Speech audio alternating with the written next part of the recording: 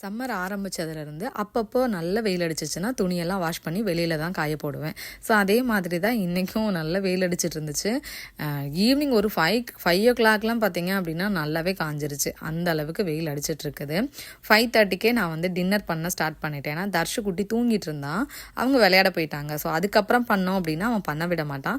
So ஏதாவது சொல்லிக்கிட்டே இருப்பான் அப்படின்னு சொல்லிட்டு அவன் தூங்கும்போதே குருமா மட்டும் பண்ணி வச்சுட்டு அப்புறமா இடியாப்பம் பண்ணிக்கலான்னு சொல்லிட்டு பிளான் பண்ணியிருந்தேன். ஸோ பிளான் பண்ணிவிட்டு ஒருத்தராக வந்ததுக்கப்புறமா கேட்கும்போது எனக்கு இடியாப்பம் வேண்டாம், இட்லி தான் வேணும்ன்ட்டான் ஹர்ஷன். சரி ஓகே, எல்லாருக்கும் அப்போ இட்லியே ஊற்றிடலாம் அப்படின்னு சொல்லிட்டு குருமாவுக்கு இட்லியே பண்ணிக்கலான்னு பிளான் பண்ணியாச்சுங்க. நாம் ஒன்று நினைப்போம், ஆனால் அவங்க வேறு மாதிரி மாற்றி விட்டுருவாங்க. நான் வச்சது என்னமோ இடியாப்பத்துக்கு தான் வச்சேன், பட் இட்லிக்குமே நல்லா இருந்துச்சுங்க. இந்தியாவிலேருந்து வரும்போது புளியெல்லாம் எடுத்து வந்திருந்தேன். ஸோ இப்போ காலி ஆகிடுச்சு, அதை தான் வந்து ஃபில் பண்ணி வச்சிட்ருக்குறேங்க.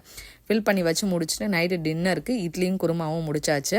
ஸோ நெக்ஸ்ட் ஒரு ஷார்ட்ஸில் பார்க்கலாம். பாய்.